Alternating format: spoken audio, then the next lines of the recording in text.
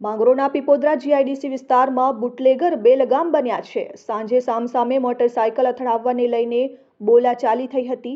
Police અને સ્થાનિક લોકોના કારણે બંને પક્ષ વચ્ચે સમાધાન તો થયું હતું, પરંતુ રાત્રે 11 વાગ્યાની આસપાસ ફરી બુટલેગર તેના 10થી વધુ સાગરીતો સાથે પાર્થ રો હાઉસ પહોંચી તોફાન કરી સોસાયટી તેણે માથે લીધી હતી. જે યુવક સાથે સાંજે બાઇક અથડાઈ હતી એ યુવકના ઘરે બુટલેગર અને તેના સાગરીતોએ હુમલો કર્યો હતો. જે પહેલા પરિવારના સભ્યો પર હથિયારથી તેણે હુમલો કરી પરિવારને પણ ઇજાગ્રસ્ત કર્યું. ઘર બહાર મૂકેલી અલ્ટ્રો કાર પણ તેણે ઓરિસ્સાવાસી તેમજ બુટલેગરે તેના સાગરીતો સાથે મળીને ફૂંકી મારી હતી. માથાભારે બુટલેગરે એક પરિવારને નુકસાન નહીં પણ રો હાઉસમાં તોડફોડ કરી ઘર અને દુકાન સળગાવી નાખી હતી. પાર્થ રો હાઉસમાં જાણે બુટલેગરનો ખોફ જોવા મળ્યો હતો. ત્યારે ઘટનાની જાણ થતાં જ એએસપી ડીવાયએસપી ઘટના સ્થળે દોડી આવ્યા હતા અને પોલીસે બુટલેગર પદ્માનાભ વિજય મલિક ઉર્ફ પકોડાને ઝડપી પાડ્યો હતો. બુટલેગર સાથે સાગરીતો દ્વારા આતંક મચાવવા મામલે જિલ્લા પોલીસે આરોપીઓનો વરઘોડો કાઢ્યો હતો. પદ્મનાથ ઉર્ફે રાકેશ પકોડાનું સહિતના આરોપીઓ સાથે રાખીને રિકન્સ્ટ્રક્શન કરાયું હતું. ન જેવી સામાન્ય બાબતમાં સોસાયટીમાં ઉત્પાત મચાવ્યો હતો અને પેટ્રોલ બોમ્બ બનાવી ઘરોમાં દુકાન વાહનોમાં આગ ચાંપી કરી હતી. જે સ્થળે ઉત્પાત મચાવ્યો હતો તે જ સોસાયટીમાં આરોપીઓને લાવવામાં આવ્યા તેમજ જિલ્લા એલસીબી એસઓજી સહિતનો મોટો પોલીસનો કાફલો સ્થળ પર જોવા મળ્યો હતો. ત્યારે હુમલા બબાલમાં મહિલા યુવાનો સહિત અનેક લોકો ઇજાગ્રસ્ત થયા છે.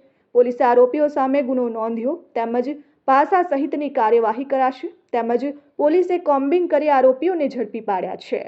ગઈકાલે રાત્રિના સમયે લગભગ 11 વાગ્યાના અરસામાં પીપોદરા જીઆઈડીસી સુરત ગ્રામ્ય જિલ્લાના કોસંબા પોલીસ સ્ટેશનની હદની અંદર એક બનાવ બનેલો છે, જેમાં એક ટોળાએ જેનું નેતૃત્વ પદ્મનાભ મલિક ઉર્ફે રાકેશ પકોડા નામના વ્યક્તિ અને એમના સાગરીતોએ મળી અને ફરિયાદી અને આજુબાજુના લોકોના ઘર ઉપર હુમલો કરેલો અને ફરિયાદીને તલવારથી એના હાથ અને માથામાં ગંભીર ઈજાઓ કરેલી હતી.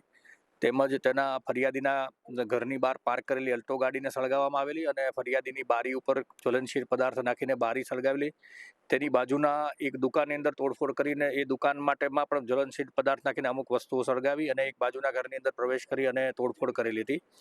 આ બાબતને ગંભીરતાથી લઈ સુરત રેન્જ આઈજી સાહેબ અને ડીઆઈજી સાહેબ સુરત ગ્રામ્યના સૂચના મુજબ તાત્કાલિક સિનિયર અધિકારીઓ અને કોસંબા પોલીસ સ્ટેશનનો સ્ટાફ બનાવવાળી જગ્યા પર પહોંચેલો. જે ઈજા પામનાર વ્યક્તિ છે એમને હોસ્પિટલમાં સારવાર માટેથી મોકલેલા હતા. ત્વરિત કાર્યવાહી કરી પોલીસે કોમ્બિંગ હાથ ધરી અને આ રાકેશ પકોડા નામના વ્યક્તિ અને એમના બીજા અન્ય 2 સાગરીતોને અત્યારે પોલીસ દ્વારા ડિટેઇન કરવામાં આવેલા છે. આ ગુનામાં અંદાજે 15થી 20 જેટલા લોકો સંડોવાયેલા હોવાની શક્યતાઓ છે અને પકડવા માટેથી અલગ અલગ ટીમ કોસંબા પોલીસ સ્ટેશનના એલસીબીના એસઓજીનો સ્ટાફ પ્રયત્ન કરી રહી છે. અમને આશા છે કે ટૂંક સમયની અંદર તમામ આરોપીઓની ધરપકડ કરવામાં આવશે.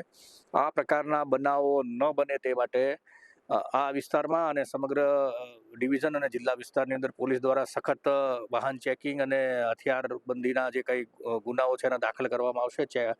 કોઈ અસામાજિક પ્રવૃત્તિઓ વિસ્તારમાં ન ચાલે, આવી કોઈ ઘટના ન બને એ માટે પોલીસ સંપૂર્ણ રીતે સતર્ક રહેશે અને અત્યારે યોગ્ય બંદોબસ્ત રાખવામાં આવ્યો છે અને હાલમાં સંપૂર્ણ શાંતિ છે વિસ્તારમાં. સાહેબ, જે રાકેશ છે એનો કઈ ગુનાહિત ઇતિહાસ આવ્યો છે સામે? રાકેશ પકોડા છે એ 2 દારૂના કેસની અંદર અને એક મારામારીના કેસમાં અગાઉ પકડાયેલો છે. એનો ભાઈ છે એ પણ એક ગુનામાં અગાઉ પકડાયેલો છે.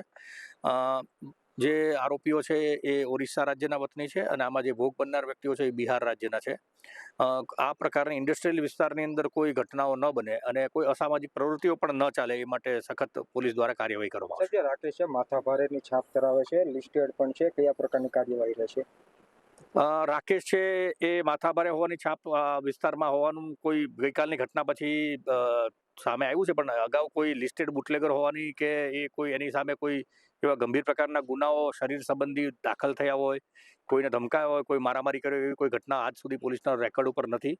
ભવિષ્યના પણ આ આરોપીઓ કોઈ આ પ્રકારના ગુના ન કરે અને એની સામે જે ભૂતકાળમાં જે કંઈ નાના મોટા ગુનાઓ દાખલ કરવામાં આવ્યા છે એમના બધાના સાથે મેળવી અને એની સામે પાસા જેવી અટકાયતની પગલાં પણ લેવામાં આવશે. Bureau report, RN news, Mangrol, Pipodara.